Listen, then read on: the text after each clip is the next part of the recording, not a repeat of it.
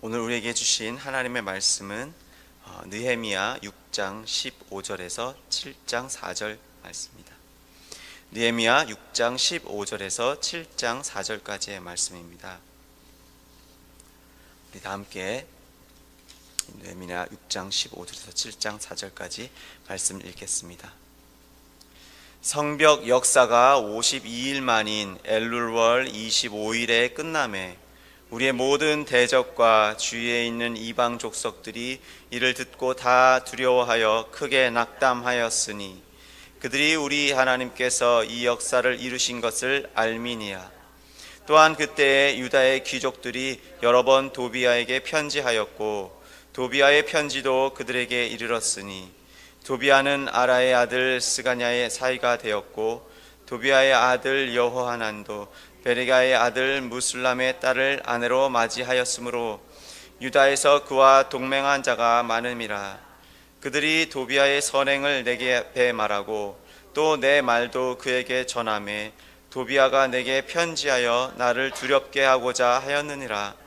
성벽이 건축됨에 문짝을 달고 문지기와 노래하는 자들과 레위 사람들을 세운 후에 내 아우 하나니와 영문의 간원 하나냐가 함께 예루살렘을 다스리게 하였는데 하나냐는 충성스러운 사람이요 하나님을 경외함이 무리 중에서 뛰어난 자라. 내가 그들에게 이르기를 해가 높이 뜨기 전에는 예루살렘 성문을 열지 말고 아직 파수할 때에 곧 문을 닫고 빗장을 치르며 또 예루살렘 주민이 각각 자기가 지키는 곳에서 파수하되 자기 집 맞은편을 지키게 하라 하였노니 이 성읍은 광대하고 그 주민은 적으며 가옥은 미처 건축하지 못하였음이니라. 아멘.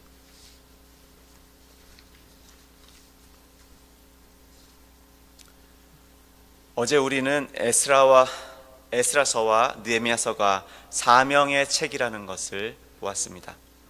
무너졌던 하나님의 계획을 다시 세우는 사명입니다. 그것을 어떻게 세웠습니까? 첫 번째로는 성전을 재건하고 두 번째로 성벽을 재건했습니다. 성전을 재건했다는 것은 하나님과의 관계를 다시 세운다는 것이었고 성벽을 재건했다는 것은 그 하나님을 관계를 보호하기 위한 그 경계, 즉 보호 장치를 세운다는 것이었습니다. 코비드 이후에 무너졌던 교회를 다시 정립하고 세워나갈 때 우리는 이 원리를 적용할 수 있습니다. 이것을 잘 따르고 있는 교회가 우리가 있다고 한번 가정해 봅시다. 사람들이 많이 흩어진 오늘날의 이 시기에 성도들이 많이 떠나버린 교회 혹은 새롭게 개척하는 교회들은 이제 이 무너진 상황을 다시 세워나가야 합니다. 그들은 어떻게 하면 교회를 세울 수 있을까? 어떻게 하면 사람들을 떠나갔던 사람들을 다시 불러올 수 있을까? 고민을 하고 연구를 했습니다. 그리고 그들은 교회에 나오지 않는 사람들을 끌어당기기 위해서 어떤 어트랙션, 어떤 흥미로운 일들, 그런 교회 프로그램을 하기보다는요, 하나님과의 관계를 다시 형성할 수 있도록 예배의 말씀 기도에 집중했고 또 성도들의 성벽을 세우는 데 집중했습니다. 그들은 성도들의 영적 삶을 보호하는 경계를 만들기 시작했고요. 이제 비전을 받았고 사역의 방향도 정해졌고 그 어느 정도 사역의 궤도에 올라가는 것 같이 이 성벽 재건의 마지막 단계에 이르렀을 때 바로 그때에 무엇을 해야 하는지, 어떻게 해야 하는지를 바로 우리가 읽고 있는 지금 느헤미야 6장과 7장에서 말해주고 있는 것입니다. 어제는 그 완성의 직전에 있게 되는 방해들을 다루었습니다. 마지막 단계에서 공격이 있다는 것이죠. 오늘 다룰 내용은 하나님의 사람들을 세우는 것, 바로 리더십입니다. 오늘 제목이 세워야 할 사람을 세우고 끊어야 할 사람을 끊어라 라고 정했는데요. 이 6장 후반부에는 끊어야 할 사람에 대해서, 그리고 7장 전반부에는 세워야 할 사람에 대해서 이렇게 두 가지를 오늘 다루게 될 것입니다. 먼저 세워야 할 사람에 대해서 보겠습니다. 7장 1절에 보니까 느헤미야는 문지기, 그리고 노래하는 자들, 그리고 레위 사람들을 세웠습니다. 그리고 2절에는 예루살렘을 다스리는 사람으로 하나니, 느헤미야 아우죠, 하나니와 하나냐를 세웠습니다. 왜 이 시기에 사람을 세우는 것이 중요합니까? 왜 사람을 세우는 것이 필요합니까? 왜냐하면 이 성전과 성벽 건축 이후의 일들을 진행하기 위해서입니다. 성전과 성벽이 하드웨어라고 한다면 이제 실제로 그 하드웨어에서 실행되어야 하는 소프트웨어가 있을 것입니다. 컴퓨터 본체를 만들었다면은 이제 그 본체를 가지고 무엇을 해야 합니까? 컴퓨터 프로그램을 돌리고 이제 원래 해야 했던 그 목적, 그 업무를 시작해야겠죠. 그래서 이 성벽 재건의 마지막 단계는 사실상 진짜로 해야 하는 일, 그 일을 하는 시작 단계나 마찬가지입니다. 지금 느헤미야가 어떤 사람들을 세우고 있는지를 같이 보기를 원합니다. 7장 1절에 이 문지기, 첫 번째 나오는 이 문지기는 성벽에서 성을 지키는 사람들이고요. 두 번째 노래하는 자들은 하나님께 찬양과 경배를 올려드리는 사람들입니다. 또한 레위 사람들, 세 번째 레위 사람들은 사람들의 죄를 다루고 또 제사를 드리고 하나님의 말씀을, 율법을 지키는 사람들입니다. 그리고 가장 신뢰할 만한 사람을 다스리는 자로 세웠습니다. 바로 철저한 목적 중심, 그 목적이 무엇입니까? 다시 말하면 하나님과의 관계를 설정하는 것, 관계를 다시 형성하는 것에 완전히 집중하는 그러한 리크루팅입니다. 모든 인력이 예배를 드리고 예배를 보호하는데 완전히 집중된 그런 집중된 사람을 세우는 것이죠.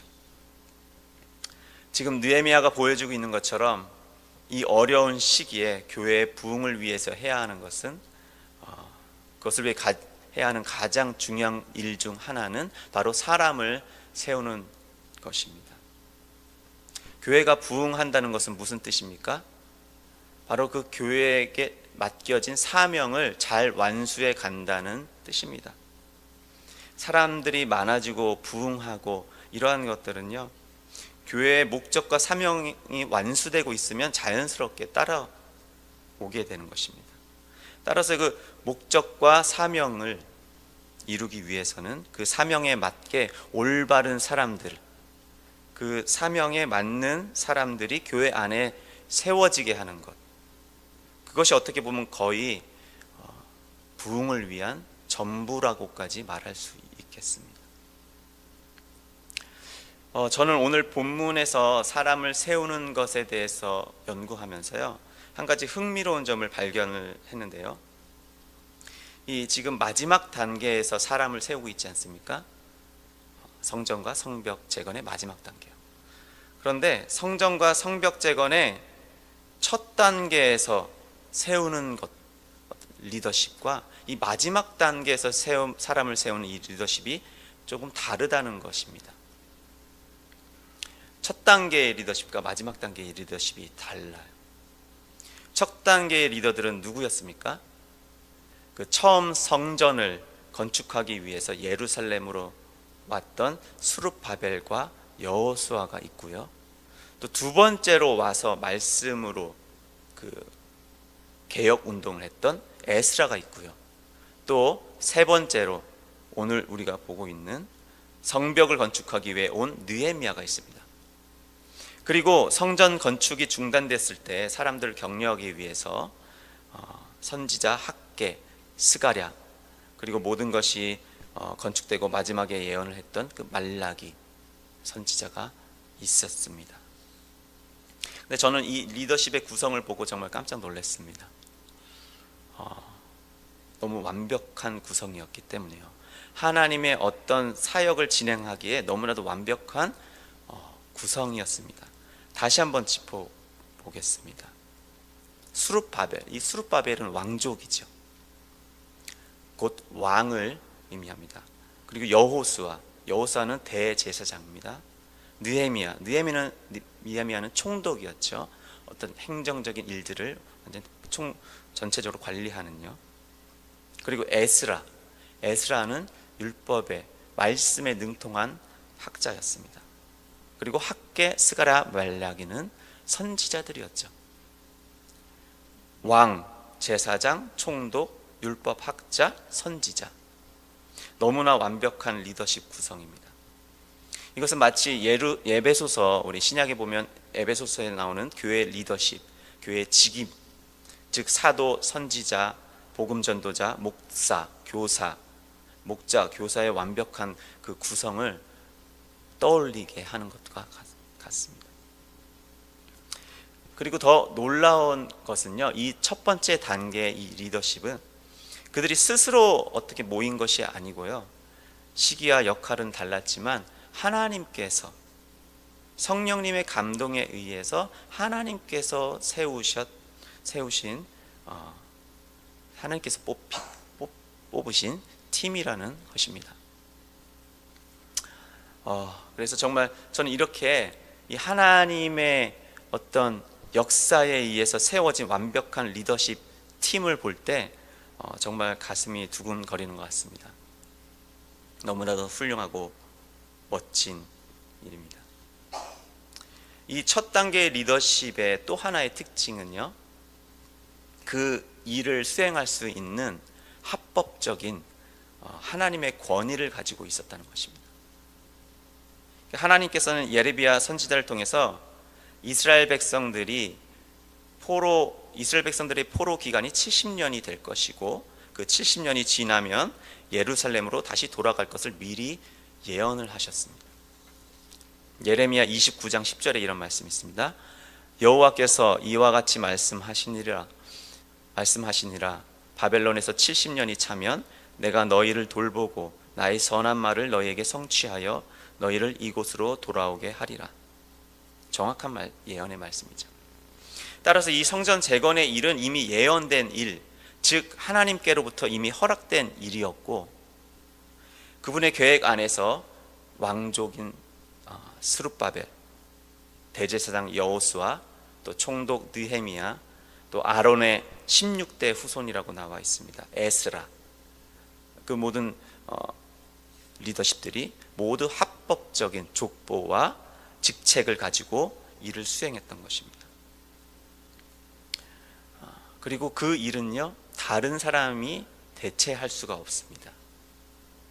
그러니까 스룹바벨이 아닌 다른 사람이 왕족의 역할을 할 수는 없습니다.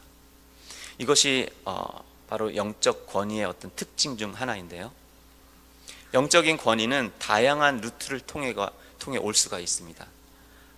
예를 들어 내가 왕족이기 때문에 오기도 하고요, 아니면 내가 한국 사람이기 때문에 오기도 하고, 오히려 전혀 예상하지 못하게 내가 홈리스이기 때문에 올 수도 있습니다. 영적인 권위가요. 또는 내가 과거에 도박 중독에 걸려봤기 때문에 이후에 어떤 도박 중독에 관련된 사역과 관련된 일에 권위를 받을 수도 있습니다. 왜냐하면 중독을 이해할 수 있기 때문입니다. 이렇게 영적인 권위는 하나님에 의해서 이 한 사람의 일생에 일정 기간 동안 그것을 받을 자격이 형성된 상태에서 올 수 있기 때문에 다른 사람이 그것을 대처하기가 힘듭니다. 자, 이렇게 첫 단계의 리더십이 하나님에 의해 뽑히고 하나님께 영적인 권위를 부여받았다면, 이제 반면에 마지막 단계에서의 리더십, 오늘 본문에 있는 이 리더십은 좀 더 리크루팅 성격이 있습니다. 어떤 목적을 위해서 사람들을 모집하고 권위를 부여하는 것이죠. 권위를 받은 사람이 다시 권위를 부여하는 것입니다. 마치 예수님의 12 사도들이 구제하는 일을 위해서 따로 7 집사들을 세웠던 것처럼 말입니다. 이것은 사역이 진행되면서 더 구체화된 목적을 위해서 세워지는 리더십입니다. 우리가 이 첫 단계에서 세워지는 리더십과 마지막 단계에서 세워지는 리더십, 이 첫 단계에서 사람을 세우는 것과 마지막 단계에서 사람을 세우는 것과의 차이를 이해하게 된다면 우리가 교회 사역을 진행할 때 어떤 리더십을 어떤 방식으로 세워가야 하는가에 대한 도움을 얻을 수 있을 것입니다. 네, 이 사명의 마지막 단계에서 사람을 세우는 것이 중요하다면은 이제 둘째로 사람을 끊는 것은 왜 필요합니까? 왜냐하면 그 사람은 이 새로운 사명과 반대되는 생각을 가지고 있기 때문입니다. 이 도비야는 느헤미야의 비전에 동의를 하지 않았어요. 더 정확하게는 하나님의 비전에 동의하지 않았습니다. 그는 자신의 기득권을 가지고 기존에 살았던 방식으로 예루살렘 지역에서 유다 사람들과 동맹하면서 사는 옛 방식을 원했습니다. 6장 19절에 보니까요, 유다 사람들이 도비야의 선행을 이야기했다고 말하는데 그것이 거짓말일 수도 있고요, 아니면 실제로 선행을 했을 수도 있습니다. 자신의 가치관 안에서 선행을 했을 수도 있지요. 그러나 그는 새로운 하나님의 계획과는 완전히 다른 가치관, 다른 생각을 가지고 있었고 마지막에는 극단적인 방식으로 느헤미야를 죽이기까지도 했었을 수 있었을 것입니다. 그렇기 때문에 사명을 이루는 마지막 단계에서 그 사명을 이루기 위해서는 끊어져야 하는 사람은 끊어져야 하는 것입니다. 네, 말씀을 맺고 싶습니다. 지금까지 우리는 사명의 마지막 단계, 그 두 번째로 사람을 세우는 것과 사람을 끊는 것에 대해서 살펴보았습니다. 이 일을 이루기 위해서는 반드시 하나님의 어떤 사명을 이루기 위해서는 반드시 사람을 세워야 합니다. 특별히 느헤미야는 하나님과의 관계 형성을 위한 목적에 완전히 집중된 그러한 직책을 세웠습니다. 또한 이 시기에 맡겨진 사명을 위해서 합당하지 않은 사람은 끊어지고, 그래서 올바른 사람이 다시 세워지는 그 일들이 있어야 하겠습니다.